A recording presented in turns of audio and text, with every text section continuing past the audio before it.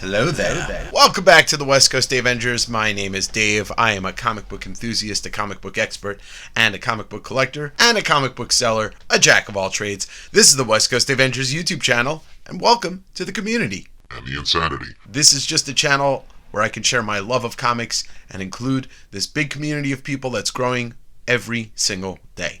And with that, I would like to just say thank you for watching. Please hit the like. And if you're not subscribed, hit the subscribe button. Every Sunday, I drop a video like this. Every Sunday night is SunDAVE Sitdown, a live show that ranges from interviews with industry professionals to a book club with a community of friends. And then every Wednesday is West Coast Wednesday, my comic book auction and claim sale. And yes, I have my own songs.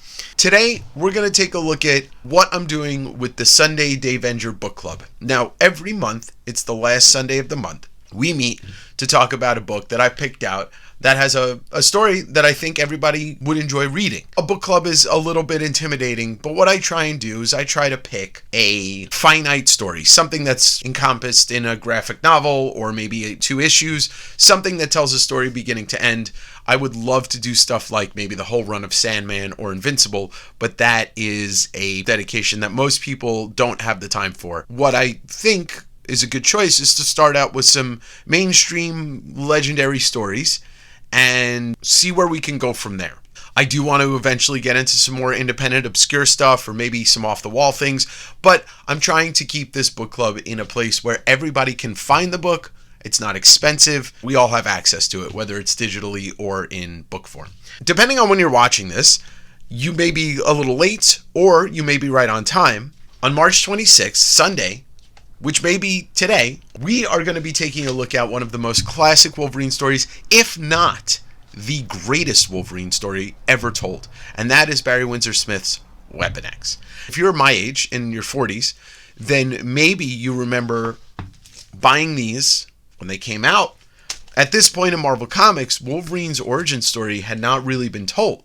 He was still as mysterious as he was when he first appeared in the pages of Hulk 181, Hulk 180, Hulk 182, attacking Hulk and Wendigo. You get him in the pages of the X-Men. You flash forward and he's got his first limited series written by Chris Claremont and illustrated by Frank Miller brilliantly.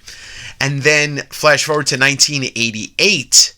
You get the first ongoing solo series of Wolverine written by Claremont, and I believe John Buscema was the original penciler behind that, and then John Byrne did a little bit, and you had a lot of different artists because he was the hottest character in the late 80s through pretty much the entire 90s. As a kid, I was going to the comic book store every week to pick up new books, and started doing that, I think, in the very late part of 1988. Wolverine was my favorite character. I loved Batman, I loved Spider-Man, but there was no character that spoke to me more than Wolverine. There started to become this buzz going when they announced that this was going to be coming out. And I think from my standpoint, and most of the people my age at that point, we were more excited to know that this was going to be an origin story of Wolverine, but not really understanding the hype behind the writer-artist Barry Windsor Smith. Now, I think a lot of people that were older, in their early 20s, 30s, 40s, they were excited because Barry Windsor Smith was one of these guys who was a legend. He got to start in the pages of Marvel doing X-Men. His big explosion would have been when he started doing Conan. And Conan the Barbarian, if you go back and read his Red Nails trilogy, it's one of the best stories ever told about Conan, but it's one of the best Marvel comics of the 70s. I remember getting this issue. I'm talking about pure hype. The hype that surrounds a movie before it comes out, like Star Wars or Batman or an album that's coming out. This was hype. This was hype because people loved Wolverine. He didn't have an origin story. There was no internet, so you see this poster up in the store and you're like, oh shit, what is this? And who is this? Who is Barry Windsor Smith? As a 13-year-old or a 12-year-old, however old I was at that point, was like, oh my God, what is this? He looks crazy. And so you get this issue. When I first looked at the art in this, I was just like, whoa. I don't know if I like this. I don't know what to think of it. But the story, I think 8 pages per issue of Marvel Comics Presents.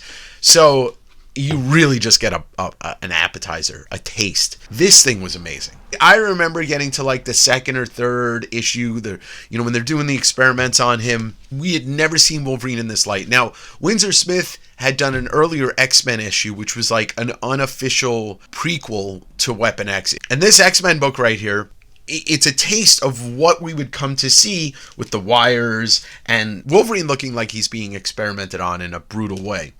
And that issue by Barry Windsor Smith there's Lady Deathstrike in there who gets torn apart, and there's a lot of snow, and it's just like this beautiful, chaotic issue of X-Men, which years later you realize it comes to serve as like what he was going to give us in this. If you've never read this before, this is going to be new and fresh to you. If you've read it before and you haven't revisited it in a while, it's going to kick you right back in the teeth like it did when it first came out in the 90s. It was the first time I could remember comic book stores and the comic book fandom was virally talking about this and getting hyped up. It was word of mouth. It was going to a comic convention, and Barry Windsor Smith, it cemented him as a great across decades. Years and years and years later, as we get to a couple years ago, he released Monsters, which is this brilliant, beautifully haunting book that he had put out through Fantagraphics, which was like 35 years in the making. It re-cemented him. I mean, this man just comes back, and all of a sudden he's the great again. This Sunday, you're going to have a chance to come in and sit down with us. I'm going to have a couple of guests on, and we're going to talk about it. I encourage everybody in these book clubs to join live and throw down some comments. Like, let me know your thoughts. That's the whole point. We're having a discussion. So I'll be able to read it. I'll be able to post it. That way we can have an open discussion about it. And I encourage everybody to come and sit and read this. It is easy book to pick up and read. It's a graphic novel, or if you have the single issues, this format's great. You can get an artist edition. There's hardcover. Some of them are out of print, but this is a book that is always kind of hanging around. That's this month's book club. In the following months, I'm going to give you guys a little bit of taste of what I'm thinking of doing. Feel free to drop a comment below to put down something that you think would be a good finite story. And there's no real parameters in this, but I'm not trying to have like, let's read all 144 issues of Invincible or all 75 issues of Sandman. It's just a little too tough to get that commitment out of people. Here's just some things that I'm thinking about over the next year. We've got The Crow, the original story by James O'Barr. This is an extremely painfully thought-provoking, emotionally draining book, but stuff like that yields great discussion from an emotional standpoint. And I am a very emotional reader, so I'm excited to do that. The greatest crossover mega event, I think, in comics history, or at least in my life, is Infinity Gauntlet. So this is a 100% happening this year, and an easy book to track down and read. You don't have to read all the crossovers to really get the gist of the story. Another one, which yes, may seem daunting to people, is Watchmen, but it is a must read. It is a must have. This is one of the greatest things put to the comic book medium of all time. So expect that to happen over 2 months. We'll do 6 issues, and then we'll do 6 issues. Another one of my favorite Batman stories. We did Killing Joke already, so go back and watch that discussion because it was fantastic. And me and Angel and Kerry had a great time dissecting that and hearing from everybody in the chat. But this is Batman Long Halloween, Jeff Loeb, Tim Sale. An absolute classic when it comes to Batman stories. A beautiful book, and my top 5 of Batman stories. So expect that.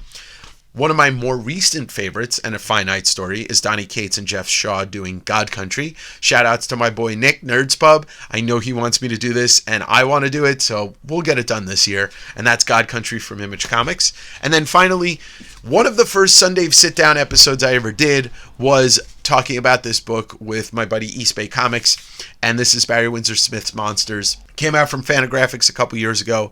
One of the greatest books I've ever read, and I'm talking about overall literature.